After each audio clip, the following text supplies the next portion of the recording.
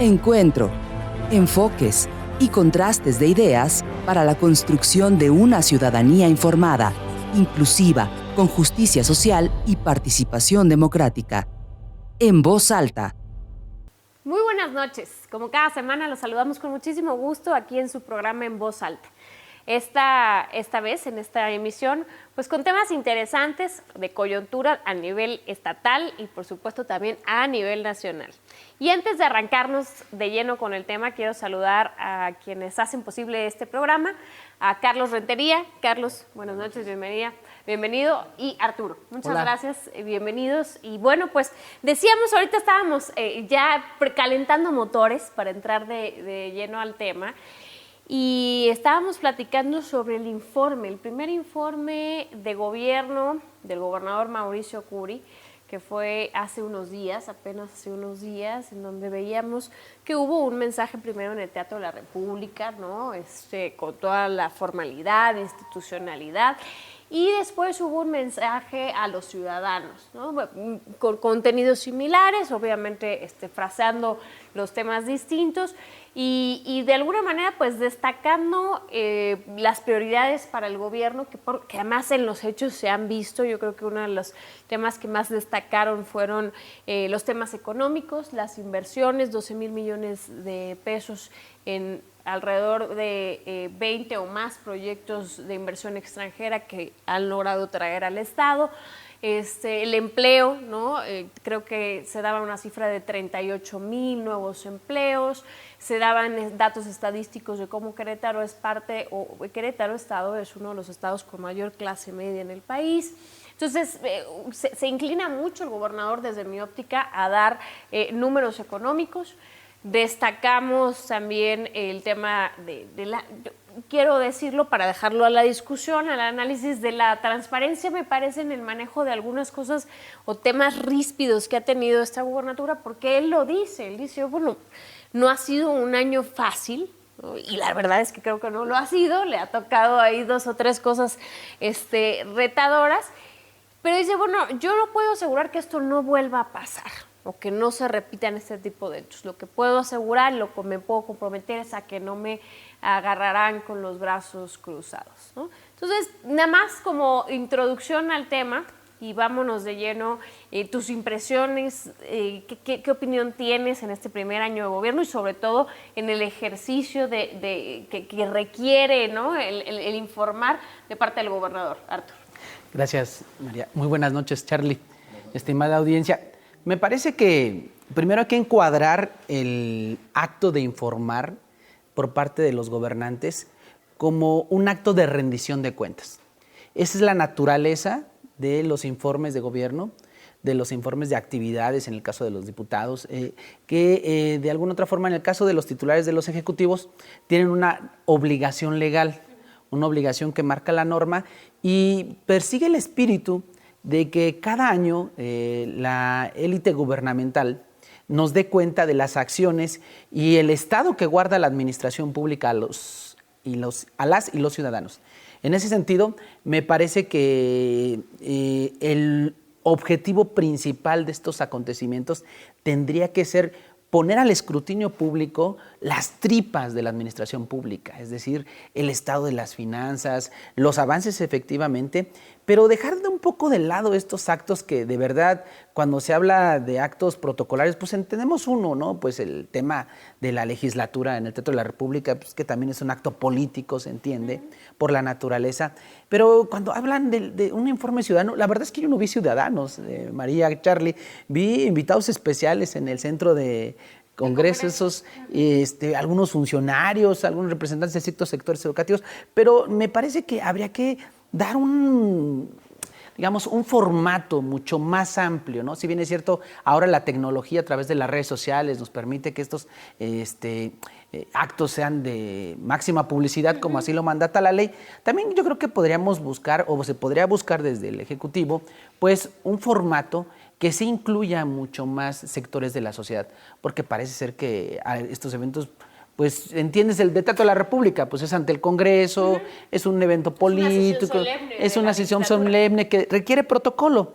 Pero si hay esta intención de realmente ciudadanizar estos actos, pues a lo mejor hubiese sido bueno que invitaran a diferentes sectores, ONGs, a diferentes, incluso detractores, ¿no? Con ciertos, digamos, mecanismos y protocolos de orden, pero lo cierto es que yo creo que este ejercicio en primera instancia pasó... Eso en cuanto al formato. En cuanto al formato. Del fondo, mira, ¿qué destacas? del fondo, a ver, yo creo que hay que revisar a profundidad el documento. Debo confesar que no lo alcancé a terminar. Sin embargo, me parece que de lo que muestra el gobernador hay como 3 cosas que yo rescato. Un pendiente, un tema que hay que tener en el tintero que me parece de suma importancia para los queretanos y cosas que en el informe resaltan que me parece digamos, de avanzada para un primer ejercicio gubernamental en un primer año. Lo primero tiene que ver con el tema que yo creo que hay que estar atentos las y los ciudadanos, el transporte público. Me parece que hace bien el gobernador en informar el proyecto. Digo, falta materializarlo, pero es una, digamos, una política pública que seguramente la van a instrumentar a través del Instituto Queretano del Transporte, que habrá que darle seguimiento, porque es sí o sí importantísimo reordenar el transporte público. Ya se presentó el proyecto, se habla del rediseño de las rutas, se habla de troncales, que me parece que esto ya le hacía falta a Querétaro desde hace mucho tiempo. Y me parece que es un acierto el entrarle a fondo. También es importantísimo que... Lo resumen, perdón que te interrumpa, pero lo resumen menos tiempo, más camiones, ¿no? Una cosa así, Sí. fue una frase como muy mercadológicamente bien diseñada. Sí, pero aparte, o sea, si uno se pone a estudiar, María, el tema del proyecto del transporte público, creo que hay ciertas acciones a corto plazo y a mediano que pueden mejorar muchísimo. Claro, ahorita el caos por las obras en todo el estado y en la zona metropolitana, pues bueno, a lo mejor no va a dejar de ver también el modelo de transporte, pero me parece que el informe, cuando hace alusión a este proyecto que está en vías de transformarse, me parece que es una decisión que vamos a tener que estar atentos las y los queretanos. Entonces lo consideras un acierto. Un acierto que lo anuncia y hay que ver, ¿no? Muy bien. Y ahorita si quieres platicamos guárdame los otros 2 para el siguiente. Charlie, tus primeras impresiones. Mira, primero, igual siguiendo la tónica que establece Arturo, la forma. Está pasando también que pasó con el presidente López Obrador. O sea, viene un poquito de historia. Regularmente los informes de gobierno en el estado de Querétaro eran ante la legislatura y ya. No recuerdo con precisión en qué gobierno, en qué sexenio empezó esta modalidad. Si no me equivoco, si alguien me corrige, creo que fue con Francisco Garrido o con Ignacio Loyola, este modelo de primero voy a la legislatura y luego hago un informe ciudadano. Pero solían ser informes en el Josefa Ortiz de Domínguez. Sí. O sea, se sometían al escrutinio, por más que movilizaran, de 7,000 personas, entre 5 y 7,000. Y luego hubo en la Presidencia de la República con Andrés Manuel igual el tema de que se presentaran al Congreso de la Unión, y luego pues que siempre ya no, que nada más mandó el documento, y luego voy a hacer un informe, los hacía en el Zócalo y los hacía masivos. ¿Qué pasa con Andrés Manuel? Hoy manda el informe y luego hace un evento con sus íntimos. Un informe, permítemelo decirlo así, a sus funcionarios. Sí. ¿Para qué? Sí. O sea, informaron, ¿no? Sí, parecía escenografía, ¿no? el tema. Venimos al informe en la forma de este primer ejercicio de gobierno, igual va a la legislatura. Yo sí esperé que se sometiera a un escrutinio mayor y realmente hace exactamente lo mismo que el presidente de la República, un poquito más amplio, pero va y se encierra en el centro de congresos, que es inaccesible, inclusive quienes hemos organizado eventos, dice, bueno, ¿no quieres marchas?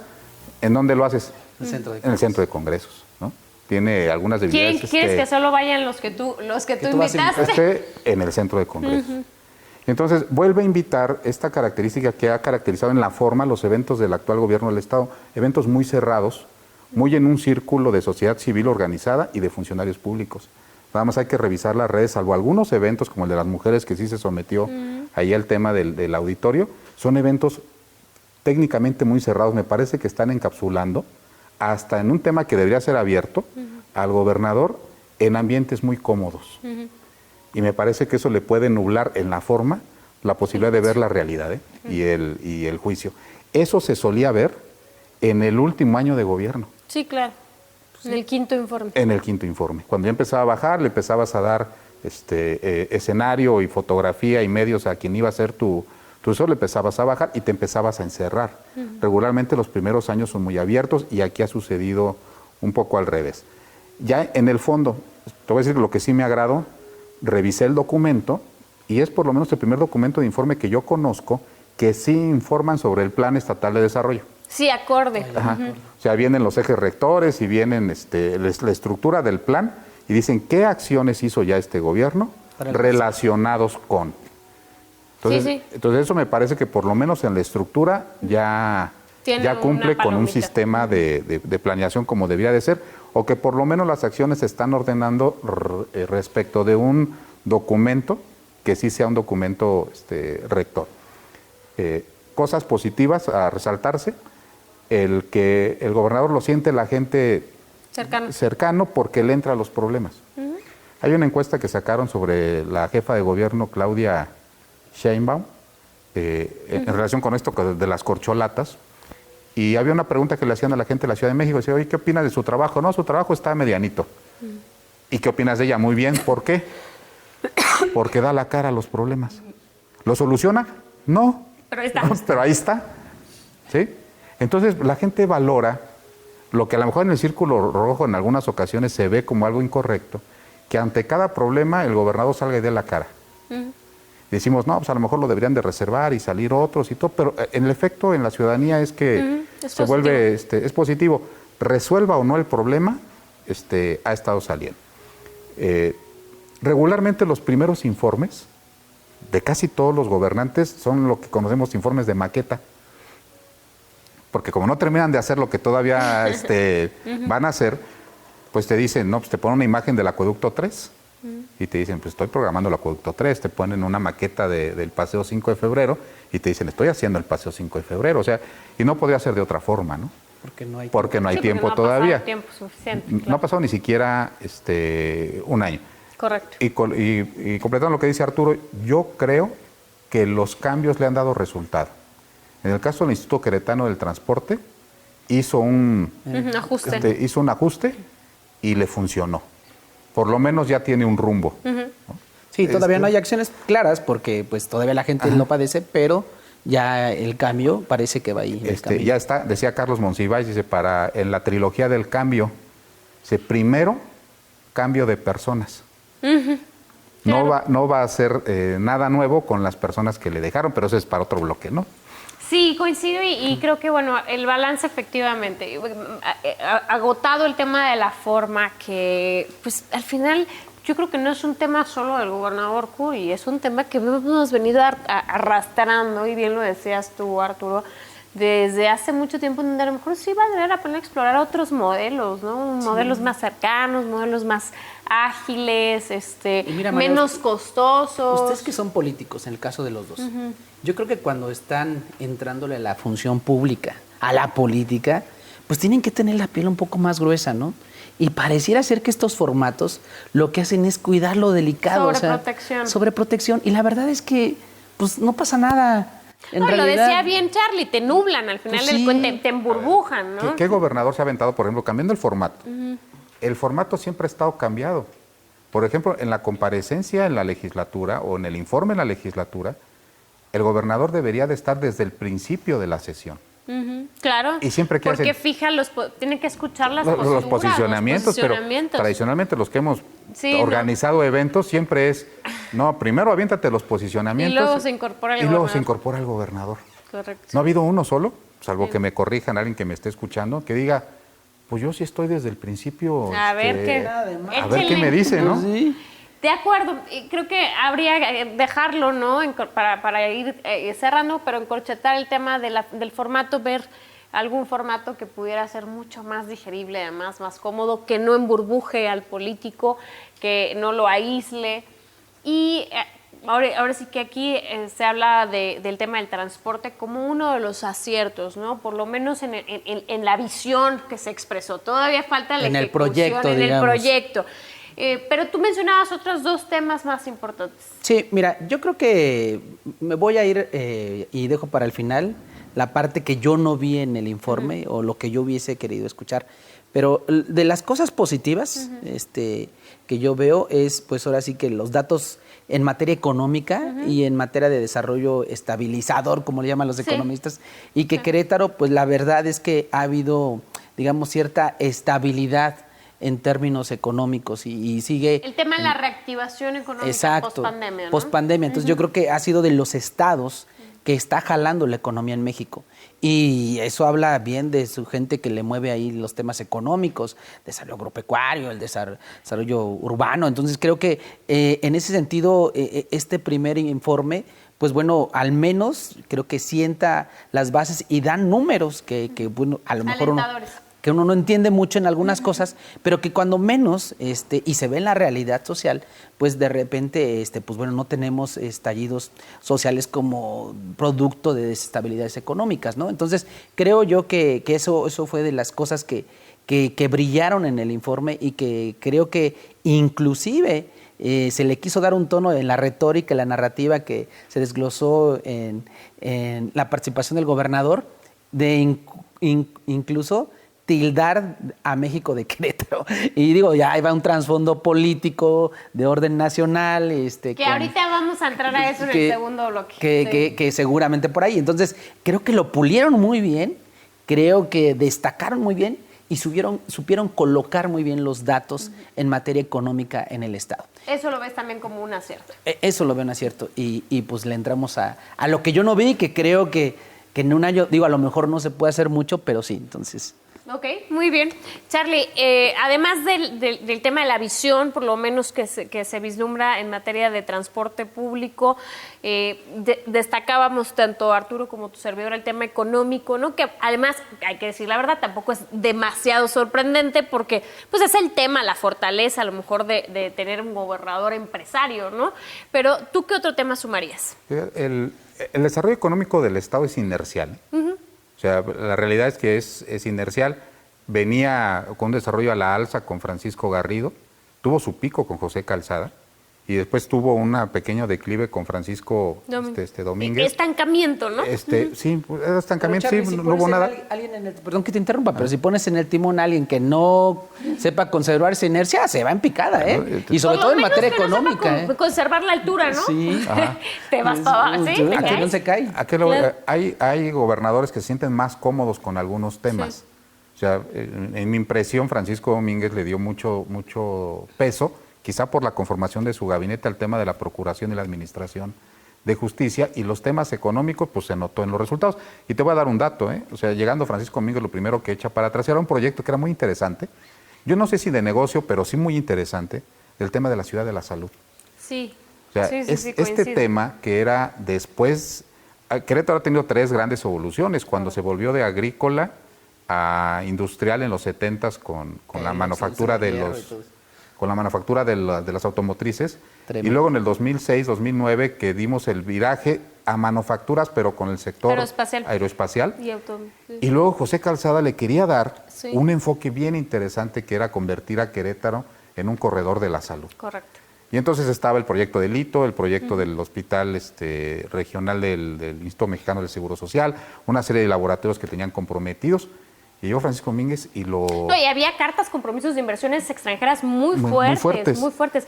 Que la idea era que Querétaro se convirtiera, digo, su justa dimensión, pero lo que en Estados Unidos es Houston, ¿no? O sea, el turismo médico del país, a traerlo a nuestras en donde estado. Un solo visitante te deja una derrama de medio millón de pesos. Claro. O sea, era un gran proyecto. Yo incluso como legisladora local, cuando tuve oportunidad de ser diputada local, y se anuncia la cancelación del proyecto, fue de los temas que, pues de alguna manera, ríspidos que me tocó con el gobernador Pancho Domínguez, porque pues yo sí se lo cuestioné. Me acuerdo que yo dije, ¿cómo a veces este tema del celo político, es que no es mío, yo no lo hice, pero teniendo cartas, compromisos de inversiones? Y entonces, voy a redondear el comentario. Se podría incrementar o se podría comentar que la injerencia de un gobierno tiene impacto en el crecimiento de un Estado cuando le da este tipo de enfoques. O sea, sí, con todo respeto, sí, Francisco Garrido puede decir, yo sí crecí el Estado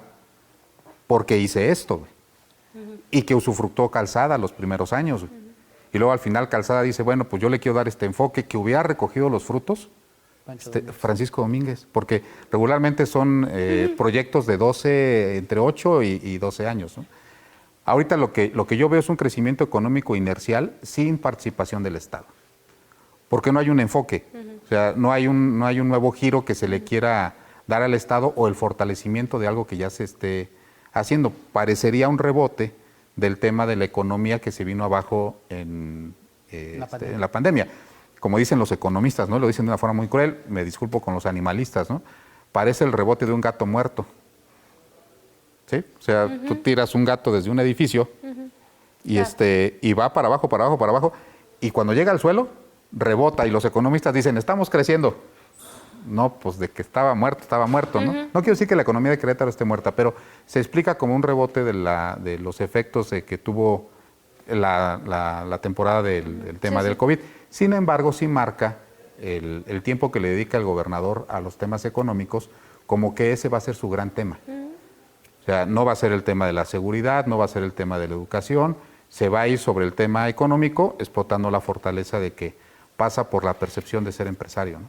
Ahora, pendientes. Me gustaría que fuéramos cerrando este primer bloque con, ya platicamos acierto, ¿no?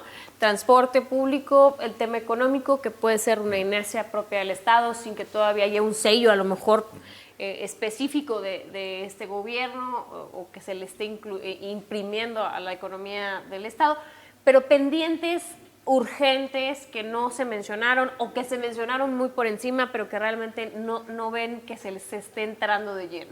Mira, María, yo creo que las cosas que yo eché en falta en el informe es precisamente producto de lo que yo veo como que es la visión del titular del Ejecutivo y de su equipo, apostarle al tema económico a través del desarrollo empresarial, que no está mal porque al final de cuentas las empresas generan empleos.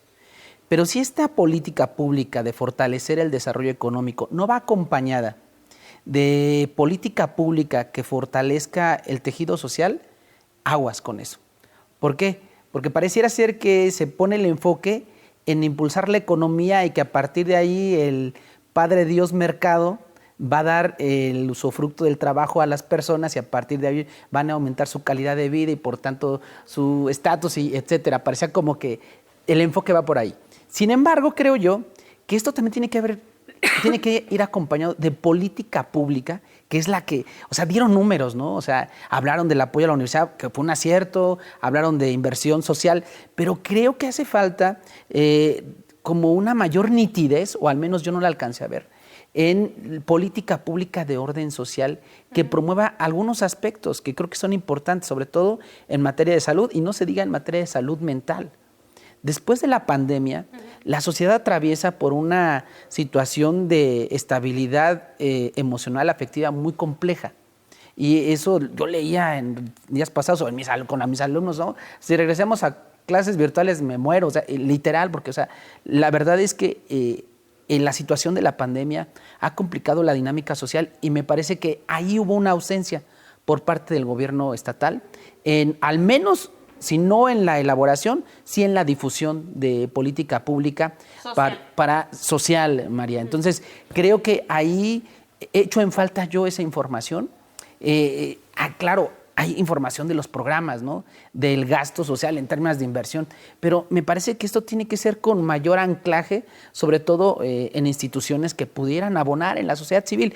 Yo creo que esa es una cosa que yo veo que hace falta. Y más allá, porque eso también nos lo comentaba nuestra rectora, que hizo falta temas de atención mental y demás. Yo coincido, o sea, y no solo esa parte, sino también en materia de orden de salud en general, María. Entonces yo creo que esa es una parte, y la otra, que no me voy a meter tanto porque seguramente la va a tocar Charlie y eso, pues me parece que cuáles van a ser las políticas o las estrategias para reforzar la materia de seguridad, que es un problema que no debemos dejar avanzar en Querétaro, María. Y que además está ligado uno con otro, los dos temas que mencionas, sí, ¿no? Al final ligados. Esta ausencia de una estrategia a lo mejor integral de reconstrucción de tejido social, de estrategias de intervención comunitarias, ¿no? Exacto. Este tema va íntimamente ligado con el tema de la seguridad o a enfrentar el problema de inseguridad que tenemos. María, porque de nada sirve que exista acertadamente la promoción, incluso el incentivo de la inversión de capital extranjero en Querétaro o de la empresa y demás. De nada sirve si no va acompañado de lo otro. Claro. Porque si no, vamos a enfrentarnos a situaciones. O sea, hay fenómenos ya muy claros, ciudades cosmopolitas de varias partes del mundo que son empujadoras de la materia económica en sus países, pero que arrastran otros problemas y que son la sociedad de los invisibles, María. Sí. O sea, la sociedad de los invisibles que son gente que han estado, que este modelo económico ha generado excluidos y entonces yo eché en falta eso, política pública para tratar de nivelar esa situación.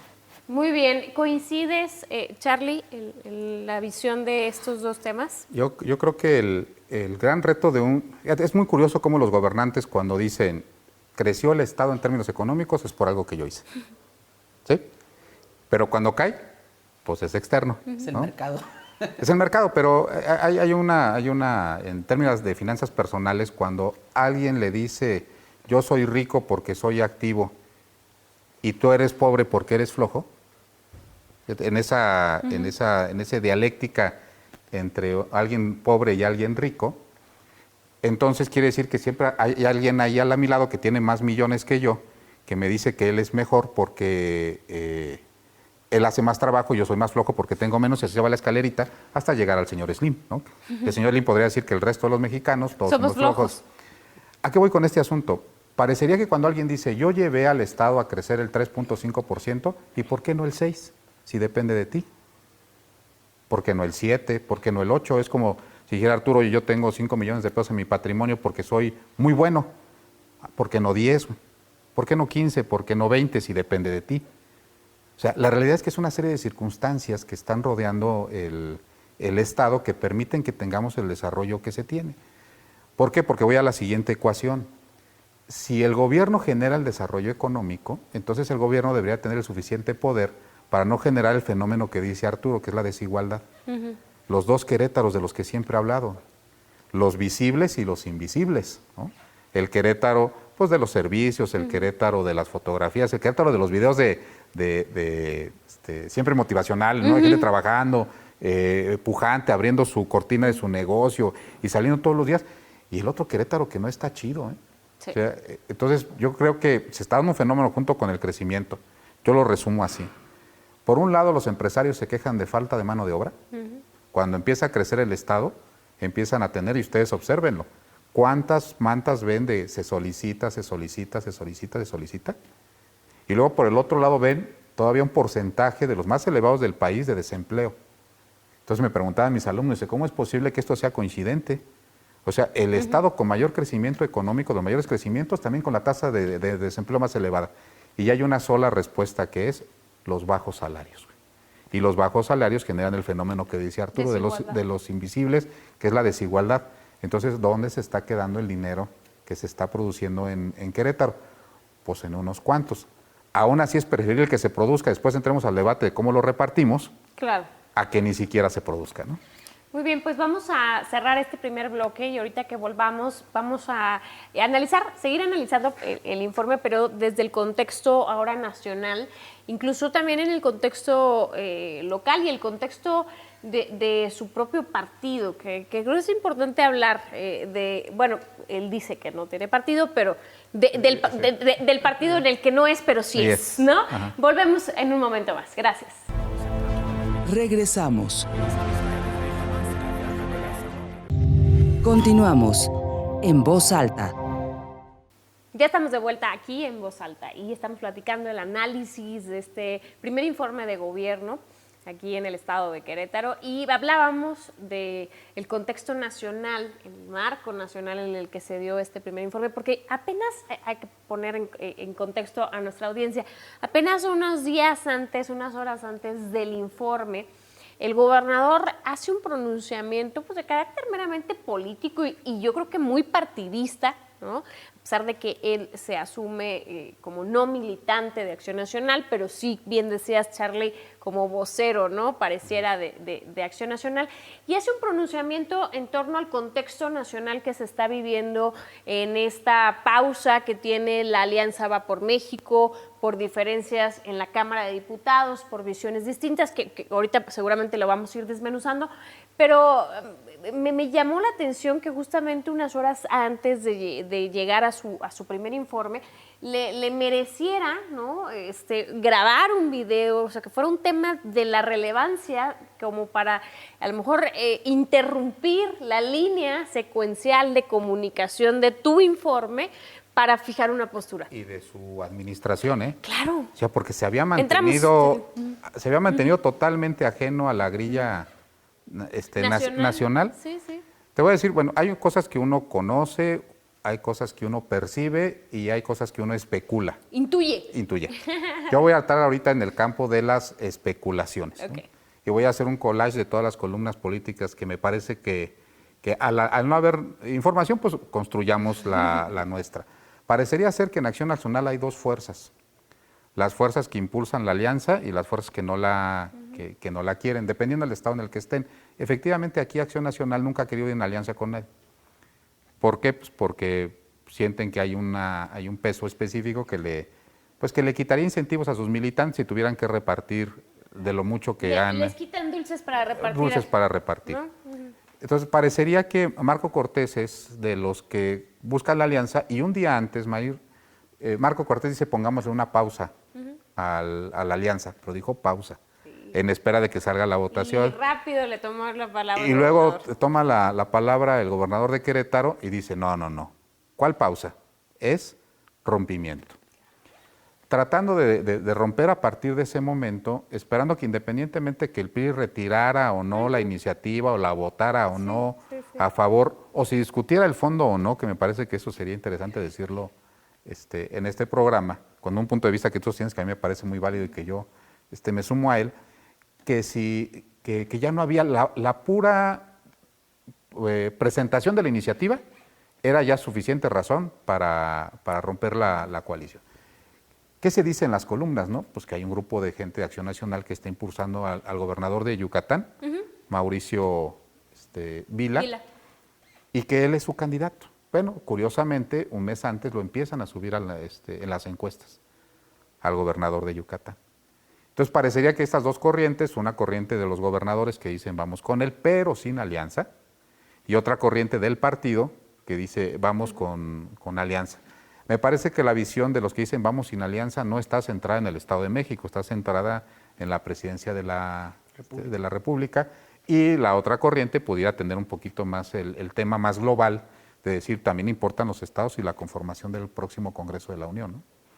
Sí, coincido, ese es un tema donde creo que prontamente el gobernador le agarra la palabra, le toma la palabra al dirigente nacional, donde él dice, a ver, vamos a poner en pausa, insisto, más allá de entrar al fondo del asunto, y él rápido, porque siempre ha sido de los que no está a favor, ¿no? De esta alianza Va por México.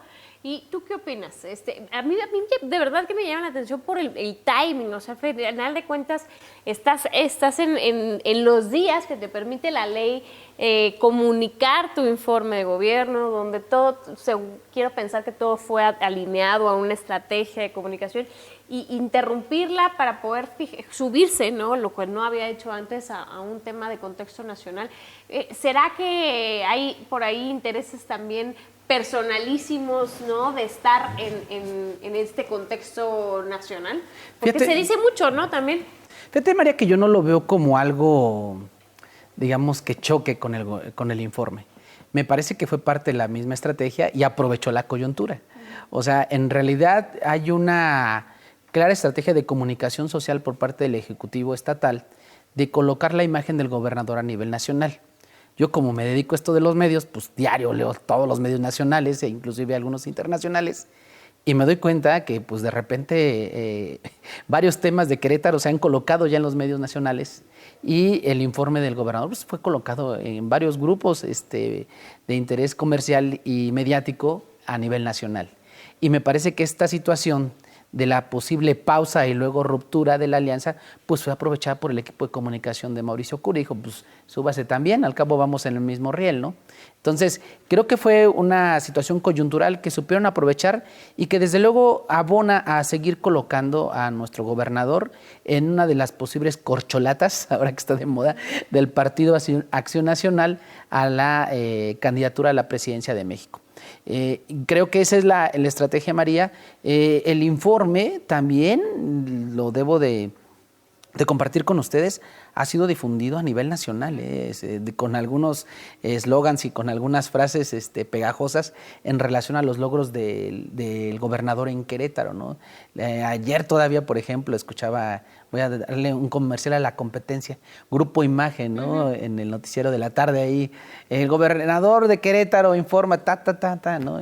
Y luego súmale ahí alguna serie de alianzas de actores políticos de orden nacional que vinieron, más allá de que hayan sido compañeros de espacio en el Senado, pues también son gentes que tienen, digamos, ciertos hilos y ciertos relaciones con grupos empresariales a nivel nacional, ¿no? Pero a ver, yo les pregunto, o sea, si la verdadera intención detrás de esto es colocarse como una corcholata, ya estamos hablando todos en el mismo lenguaje, para el gobernador, digo porque me parece que es un hombre de análisis, de números, de estadística, y por lo menos el análisis y los números dicen que la mayor posibilidad de tener una competencia real en rumbo al relevo presidencial del 2024 es con la alianza. O sea, que yendo solos, digo, por más buen ánimo que tenga Acción Nacional, bueno, pues al final de cuentas no hay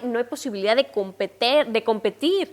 Entonces, si lo que queremos, o sea, si lo que se está planteando es que, bueno, que el gobernador Mauricio Curi sea un posible candidato para el 2024, ¿no les parece contrasentido que diga entonces no a la alianza? Porque si él quiere ser candidato, creo que las mejores posibilidades es con la alianza.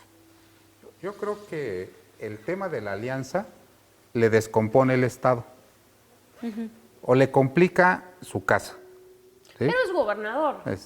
Sí, pero bueno, tú podrías decir, bueno, pues, también de los que me manden de frente, también yo digo quién, ¿no?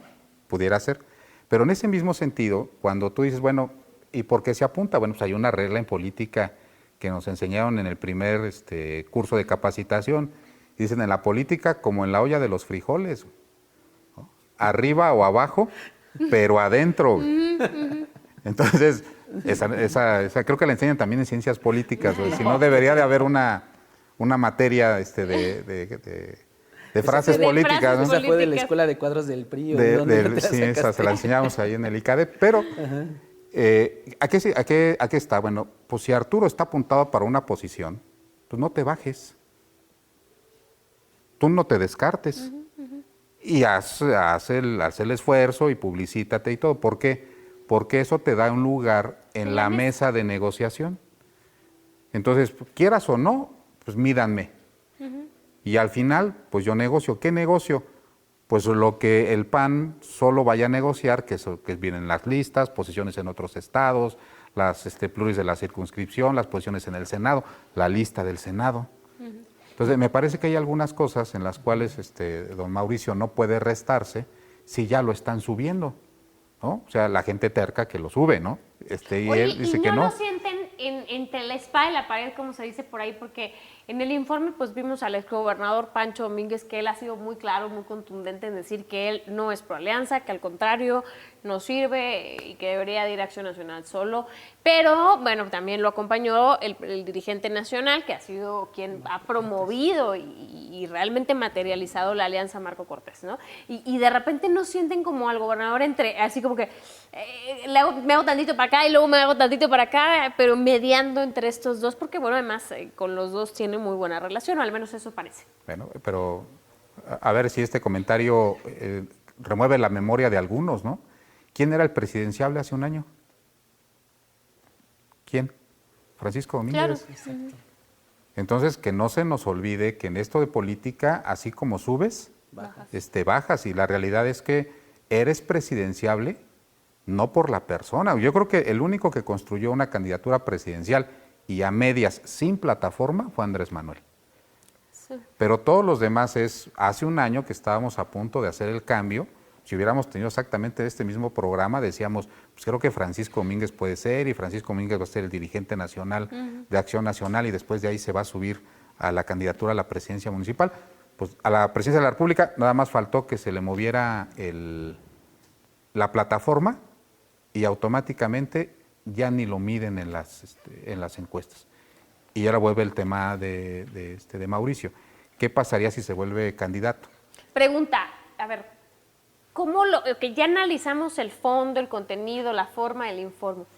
¿Cómo lo viste, cómo lo aprecias tú a él como personalmente, ¿no? Por lo menos lo que se ve.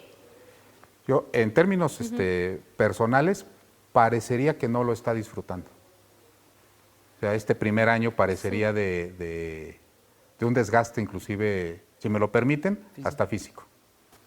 ¿Coincides, Artur? No, yo creo que sí lo disfruta, ¿eh? Bueno, no sé, digo, habrá que preguntarle a él, pero a mí me parece que sí hay una cuestión de imagen de cansancio, en el sentido de que pues, igual sí está cansado de ser difícil ser gobernador, pero me parece que sí tiene sus expresiones de gozo y regocijo, ¿eh? Yo lo veo en ese sentido. Y me regreso un poco, María, en torno a lo que hizo, pues, ¿cómo están pensando en alianzas? Si la alianza o no en alianza, si es lo que les da más posibilidades. Mira, yo veo en Acción Nacional dos grupos, pero más allá de sus filias y alianzas políticas, los veo en dos sectores, en los optimistas y en los realistas. Los optimistas piensan que con una alianza pueden ganar. Los realistas saben que ni con alianza van a ganar la presidencia de la República, pero sí pueden lograr hacer que crezca Acción Nacional a nivel de representación en las cámaras, por ejemplo. Entonces, están pensando en este tipo de figuras como nuestro gobernador, que les puede sumar bonos, ¿no? Y que de alguna otra forma, pues, a ver, siendo, diría Carlos, ¿no? Jugándole un poco a la especulación, un escenario que a los optimistas de Acción Nacional, y no quiero abonar a las teorías conspiratorias y eso no existe, pero un escenario que plantean algunos optimistas de Acción Nacional es que el país en 1 año y medio se puede descomponer con ayuda de los gringos, y que el país en 1 año y medio se puede generar una serie de desestabilidad económica y desestabilidad social a partir de fenómenos o problemáticas como del narco, y que entonces en ese caldo de cultivo Acción Nacional, en voz de esta telenovela o esta novela de Luis Donaldo Colosio Hijo, pues podrían generar una mega alianza que le podría dar y le podría empatar, ¿no? Sumado a que si Ebrard sería el candidato, empujado también por gentes de fuera del país, podrían tener ellos oportunidad. Eso es demasiado irreal. Debo decirlo, ¿eh? Voy a interrumpir. Y luego te digo el otro. Desde la parte de la experiencia. Tú podrías decir, el PAN tiene 17, el PRI tiene 17, y luego hay un PRD que algo aporta, y Morena tiene 50, por poner una situación así. Entonces, 17 más 17 más lo que traiga, montados, súbelos acá y te hacen 37, 38 puntos. Y entonces tú dices, bueno, pues todavía hay 15 puntos de diferencia. Si esto llega así a la contienda, esto en la campaña, Arturo, se puede revirar. Se puede revirar. Te voy a decir por qué. Porque ellos vienen de ser gobierno. Y es tan pragmático este asunto que todos los espacios de gobierno los tienen ocupados. Todos. Y entonces afuera están los que quieren entrar. Y entonces naturalmente ellos son como un camión, ahora sí valga la redundancia, la ruta 72 pasando a las 7 de la mañana, ya van llenos. Ya no cabe ni un alma. Y entonces estos 35 puntos te ponen un grado de competitividad para hacer una migración de cuadros que aquí ya no cabe. Claro. Lo mismo le puede pasar al PAN aquí, ¿eh? O sea, con sus 50 y todos los demás trepados. Y no me imagino en una alianza aquí PRI-Morena. Me imagino que cada vez que hay una sangría del PRI, no se van al PAN, se van a Morena. Y entonces aquí sí se vuelve algo así competitivo y ellos ya van llenos. Entonces es bien sencillo empezar a jalar a la gente que de forma natural ya no cabe. Ya no ve un lugar Pero para ahí. que suceda ese escenario, Carlos, tendría que el gobierno federal dejar de operar.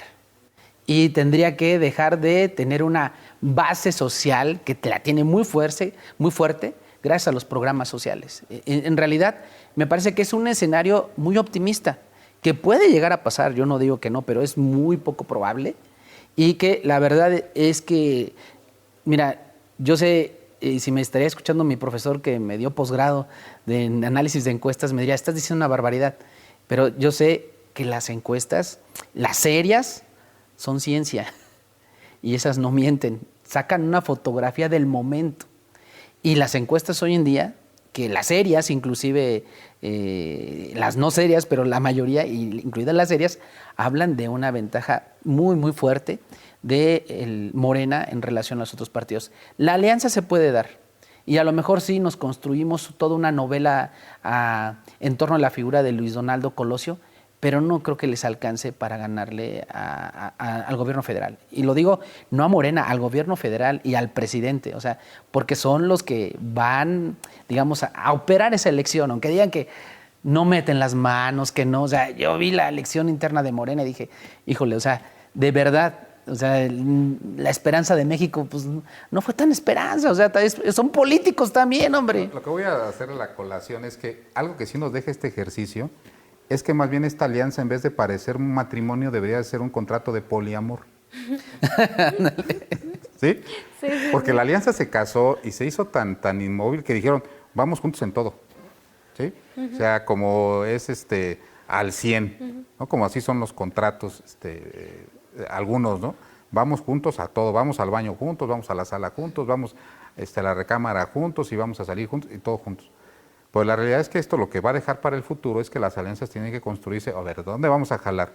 En temas legislativos, en temas electorales, sobre qué estados sí, sobre qué estados no. Yo creo que ahorita una alianza total ya va a estar complicado armarlo. Va a ser muy complicado. ¿No? Yo también lo veo así. Yo justo ese es el análisis que haría. Después del pronunciamiento del gobernador, creo o veo muy difícil el que se materialice una alianza homogénea si es que se mantiene la alianza, porque al final de cuentas lo que hizo Marco Cortés con hacer público, porque puedes suspender la alianza, pero el tema de hacerlo público lo que abrió es la puerta para que los detractores de Acción Nacional, que es un grupo considerable, pues encontraran un espacio para, o sea, no detractores de Acción Nacional, de la alianza en Acción Nacional, encontraran un espacio para decir, oye, mira, te lo dije, no. Entonces, ahora, cerramos ya el programa, pero les pregunto, ¿la alianza subsiste, sí o no? ¿Y bajo qué condiciones? Yo creo que bajo que las alianzas se construyen por lo que va a suceder en el futuro y por la supervivencia de los actores que están ahí, es posible que la alianza subsista sin algunos de los actores. ¿La ves homogénea en el país? No la veo homogénea. Yo coincido, va a haber alianza de Acción Nacional con otros partidos y no precisamente para ganar la presidencia de la República, sino para que esos partidos crezcan en representación en las cámaras. Y yo creo que esa es la real ganancia de esa alianza. El equilibrio legislativo, ¿no? Bueno, pues al final de cuentas, la mejor opinión la tienen, por supuesto, ustedes, quienes nos siguen cada semana. Muchísimas gracias por estar aquí, por una emisión más de En Voz Alta. Nos vemos la siguiente semana y, por supuesto, pues también les pedimos que nos escriban a través de las cuentas de redes sociales, que nos hagan llegar sus opiniones, sus comentarios y los temas que les interesan, que aquí, en esta mesa, discutamos junto con ustedes. Muchísimas gracias, muy buenas noches.